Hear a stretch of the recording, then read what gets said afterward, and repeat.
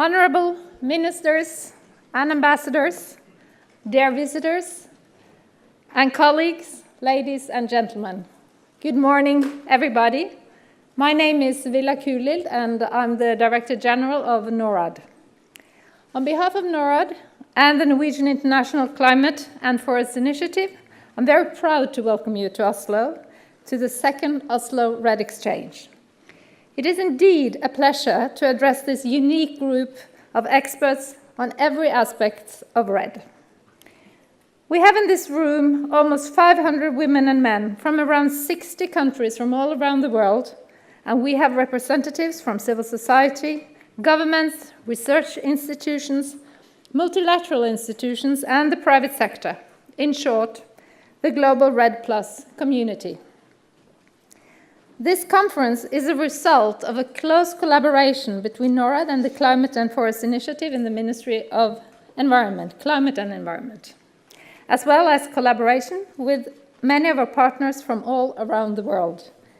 We are also proud to present some of the results of the good work done by our civil society partners, and this will be displayed in the results bar in the lobby for the duration of the conference. Norway is proud to be one of the key global players in the promotion of REDD+. This is a mechanism that we think will help reduce the level of emissions from the deforestation and forest degradation. This, again, is one of the prerequisites for global success in limiting climate change. Since its introduction, REDD+ has gained significant influence and impact, and we have seen important political decisions in many partner countries aimed at reducing deforestation. For example, the moratorium on new concessions in Indonesia. We have also seen important decisions recognizing the role of customary tenure in many countries. The basic idea of REDD+ is easy: to pay countries who succeed in improving the forest cover and thereby enhancing the carbon stock. However, there are many issues to be solved before this can be put into practice as a global mechanism. There is still no global agreement on the details of how REDD+ will work. The level of funding and the sources of funding are still being debated. There is also an ongoing discussion on benefit sharing mechanisms, who will benefit from the REDD payments. There is a continuous debate on the importance of user rights and tenure. The role of private sector in REDD+ is increasingly being recognized. There are knowledge gaps on what policies are needed to change the trend of deforestation. Norway is funding a lot of research on REDD, and we are also undertaking a real-time evaluation of the Climate and Forest Initiative. Some of the findings from this evaluation are related to the importance of engaging civil society and the importance of knowledge management. This conference will hopefully contribute to both of these items. Civil society and knowledge institutions are important participants at this conference. The conference is indeed meant to share some of the learning that has taken place the last few years and to help shape the way forward. We think the conference will harness the understanding that without close collaboration with people who live in and near the forests, there will be no success in REDD+. We also hope that the conference will enhance the understanding that success in REDD+ goes hand in hand with the sustainable development and poverty reduction. Success in reducing deforestation also depends on coordination between the forest sector and other sectors like, for example, agriculture, energy, mining, and land policies. We hope this conference will be an inspiration to all of the participants and that each one of you will gain new knowledge, new friends, and new ideas on things you want to take back and implement in your respective country or organization. We hope you will enjoy Oslo, and we are very happy to see that so many have registered to come, even though this is the dark and cold season of our part of the world.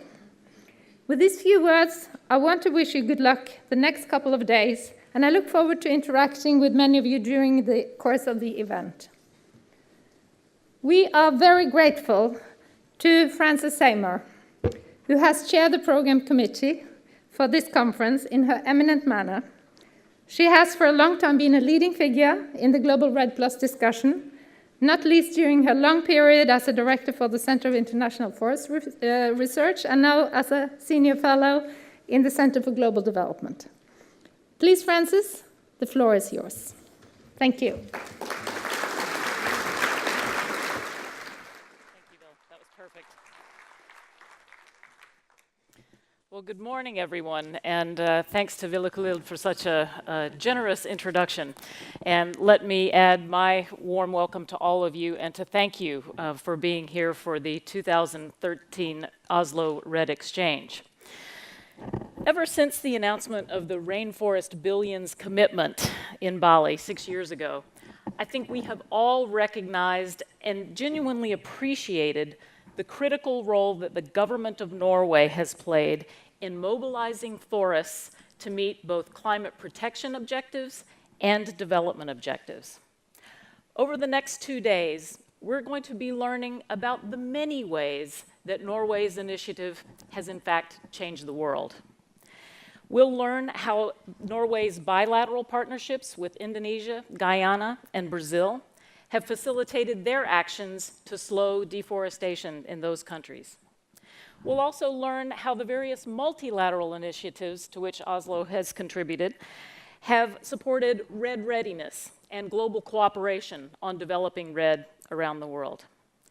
And not least, we'll be learning about all of the impacts and results from the work of the many, many civil society organizations represented here who have implemented pilot projects, who have advanced policy advocacy, or who have conducted critical analysis of REDD implementation. But of course, it's not just about the money. Norwegian political leaders and diplomats have contributed their ideas and their inspiration across all of these arenas. And importantly, they have done it in ways that are respectful of partnership relations across different countries and across different stakeholder groups, each of which has its own interests, constraints, and internal political dynamics. And they have been patient. This conference represents yet another way that Norway has supported REDD objectives, and that is through its convening role. Now, I would like to ask for a show of hands. How many of you were here for the first Oslo REDD Exchange in 2011? It's pretty good continuity. Now, I want all of you with your hands up to repeat after me. Takk for sist. Okay, this is the one sentence that I know in the Norwegian language, and it means thanks for the last time. It is now my pleasure to introduce a very important person who is joining this conversation for the first time. The Honorable Tine Sundtoft was appointed Minister of Climate and Environment in the new government here just a few weeks ago. Minister Sundtoft has had a distinguished career in politics and government at the subnational level in southern Norway. And as minister, she has already begun articulating her vision about how technology and policy can be applied to reduce Norway's emissions. I'm sure she's eager to learn from all the participants in this conference about how Norway can continue to be an effective leader on the international stage to address climate change, and especially with respect to forests. I know all of us are very eager to hear her remarks this morning. Minister Sundtoft.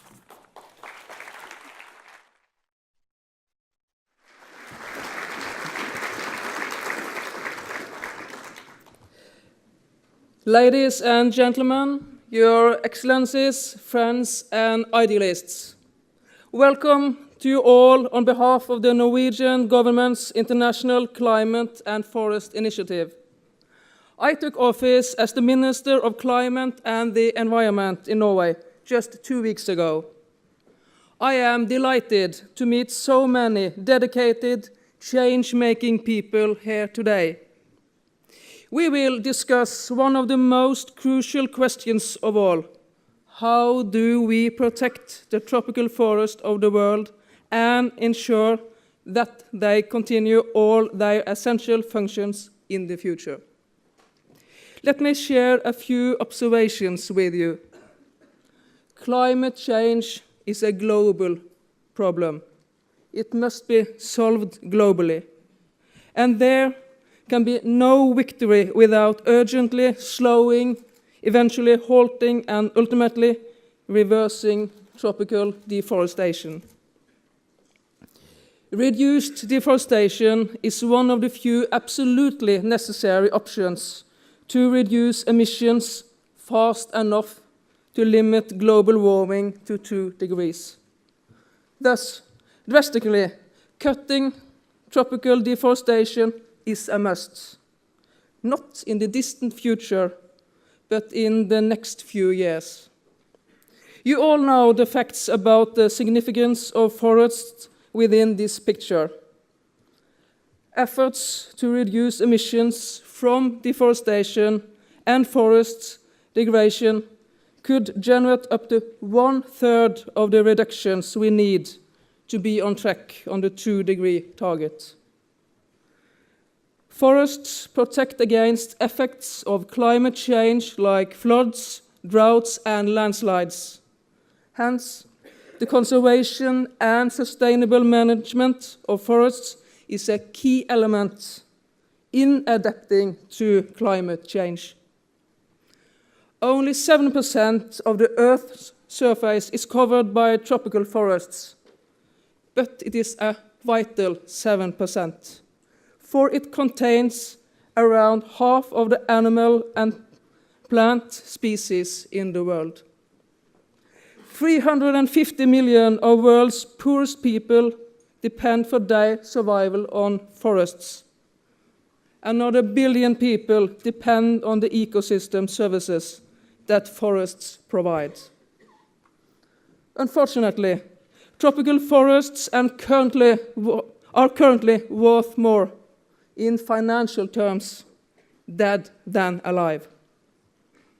The protection of forests must become an economically attractive alternative to the destruction of forests. Most of the world's standing tropical forests are found in countries in great need of economic growth.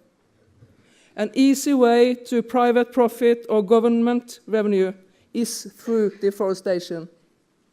However, both the short-term and long-term consequences of forest destruction are huge. The saving of forests must be understood to contribute more to the national development and income than destructive uses of the forests.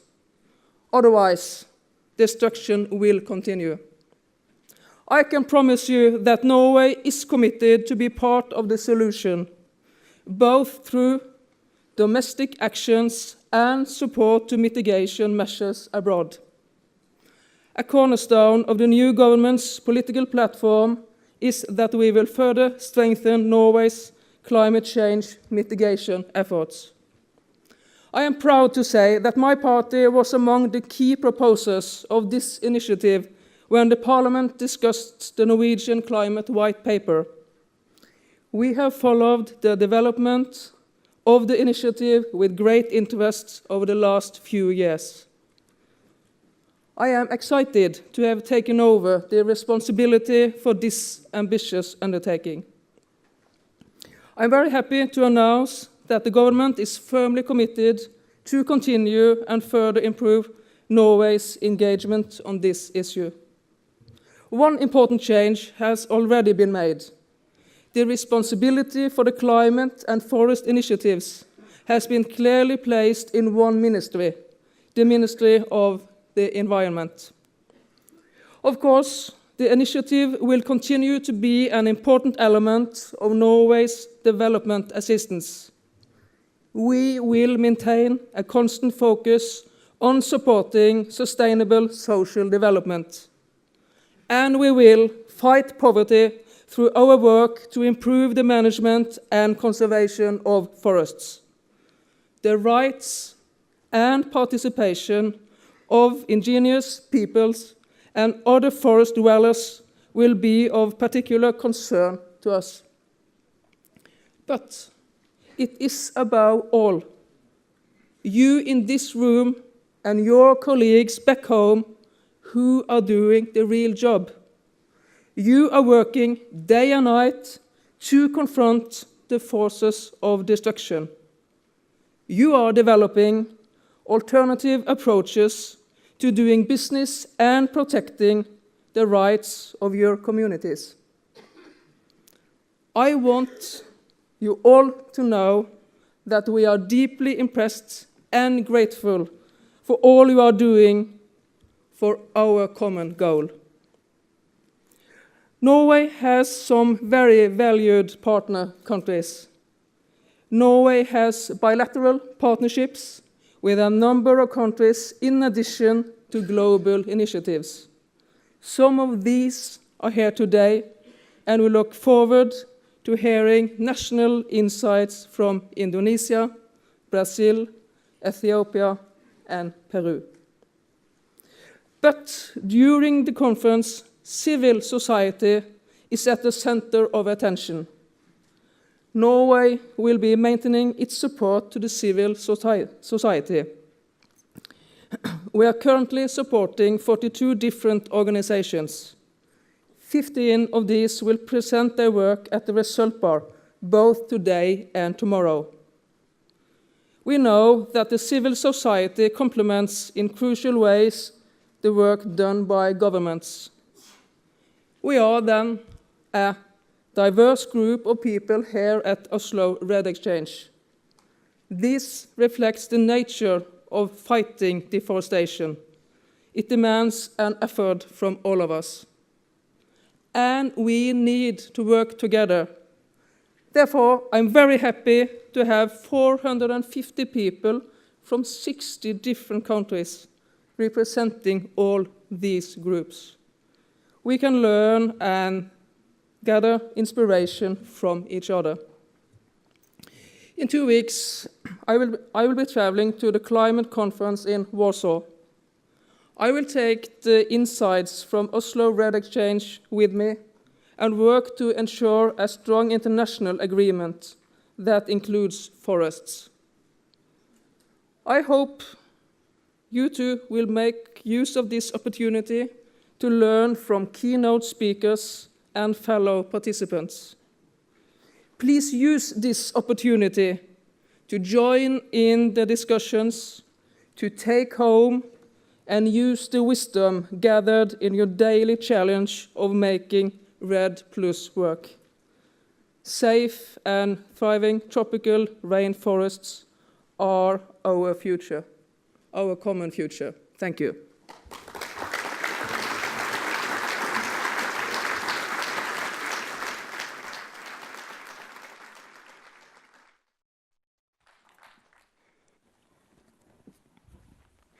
Well, thank you, Minister Sundtoft, for such an inspiring set of remarks, and especially for the reassurance of Norway's continued commitment to this critical agenda.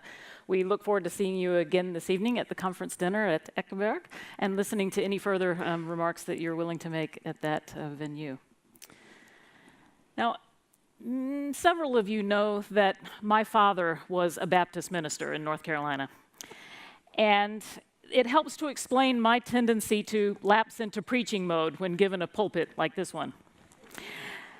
But I think few of you know that my mother, in addition to being a mild-mannered church organist, was also a rabid basketball fan. And she never missed a home game of the University of North Carolina Tar Heels. Now, I remember accompanying her to a game many years ago one night, and UNC was playing our arch rivals down the road, the Duke University Blue Devils. And late in the second half, we found our team behind by 8 points, with only 17 seconds left to go. Now, during the timeout, many of the UNC fans gave up hope and started to stream out of the gymnasium, thinking that there was just no hope of winning. Even my mother, a die-hard fan, said, "Come on, Franny, let's go home." And probably because I was a contrarian teenager, I said, "No, Mom, I want to stay to the end. You never know what's going to happen." And sure enough, through an amazing combination of baskets, turnovers, timeouts, and free throws, the UNC team scored 8 points in 17 seconds, tying the score taking the game into overtime, and eventually won the game. Now, my husband checked Wikipedia last night, and according to Wikipedia, that 1974 game is still regarded by many as the greatest comeback in college basketball history. And I was there. Let's be clear. Reducing emissions from deforestation and forest degradation is not a game. It's a serious imperative, and as Villa and the minister have told us, that we have to achieve that objective if we're to have a prayer of achieving our overall climate protection strategy. And unlike in a basketball game, if we do REDD right, it's one of those few things in life where everyone can win. From realizing the global benefits of climate stability and biodiversity protection to the more local benefits of secure livelihoods, tenure rights, and adaptation options. Nevertheless, I think there are some similarities between the UNC basketball teams regaining its momentum at that game in 1974 and the challenge that those of us in REDD world face today. Having started out with great and perhaps overly exuberant enthusiasm in 2007 in the run-up to the Bali COP, now 6 years ago, we experienced the disappointment of COP15 in Copenhagen that, frankly, affected our game plan. Even though there has been quite a lot of progress to celebrate, and perhaps even a few slam dunks, without certainty about the long-term and predictable financing for REDD, we're falling behind in closing that gap between the initial high expectations and actual delivery on the ground. And some of REDD's fans, and even some of our most valuable players, are starting to lose patience with the slow pace of progress and are starting to get discouraged. Now, I think many of us would agree that we are already in overtime when it comes to getting to political leaders, to entrepreneurs, and to communities the support that they need to keep the faith in REDD as an option. Let me encourage you to think of this conference as a 2-day timeout, and to think of yourselves as members of a team using that timeout to strategize together about what each of us is going to do when we go back out there on the court to advance REDD objectives. Just like a basketball team, each of us has a different role. Donor governments, forest country governments, private sector, civil society advocates, researchers. We all need to coordinate in fast-paced ball handling in order to identify and address the constraints to our success, playing both offense and defense. And as my mother and I found out, it is critical not to get discouraged. Because we were willing to be patient, we were witness to an achievement that made basketball history. Now, planning this conference has been quite a challenge for the program committee because there is such a wealth of experience and insight to be shared within the large community of people working on REDD. Let me take just a moment to recognize the other members of the program committee and ask them to stand where they are so you can see who helped in this enterprise. Andreas Tvertras, Deputy Director of NICFI. Ivar Jorgensen, Policy Director of Forests for Norad. Nonette Royo, Executive Director of the Samdana Institute. Thais Linhares Juvenal, Senior Officer at UN REDD. And Clotilde Ngomba, the Coordinator of the Congo Basin Forest Fund. So together, through many conference calls, we decided to focus the discussion over the next 2 days on the way forward and provide opportunities for learning from each other what we've experienced up to now, but really try to generate an agenda looking ahead. And it is our aspiration that each one of us will come away from the conference tomorrow afternoon with specific ideas about who needs to do what to advance progress, whether that is to design REDD so that it is transformational with respect to gender equality, whether it's to get deforestation out of commodity supply chains, or whether it's to, shall we say, liberate more results-based financing for REDD from other donor countries. And in the final plenary, we will conduct a voting exercise in which we will put each and every one of you on the spot to make hard choices and set priorities among the variety of options for allocating scarce resources and political attention to the REDD agenda. In order to make the most of this timeout huddle, we've structured the agenda to be as interactive as possible, and we're minimizing formal presentations and privileging time for face-to-face discussion, which is the part that's hard to do over the internet. During plenaries, conference staff will be collecting your questions and comments on note cards, so if you have one, you'll find it in your folder. You can write on your card and wave it, it will be collected. But you can also send in comments via Twitter. There's also a reporting team from the University of Life Sciences that will be taking notes for a full final report.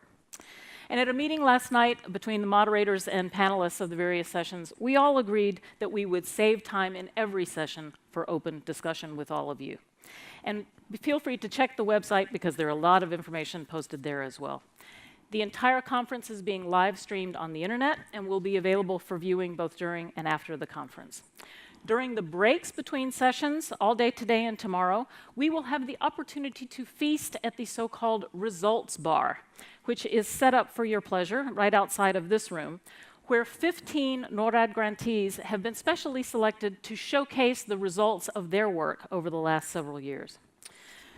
The bad news is that a number of our conference speakers and participants have had to cancel at the last minute due to illness or weather-related flight cancellations.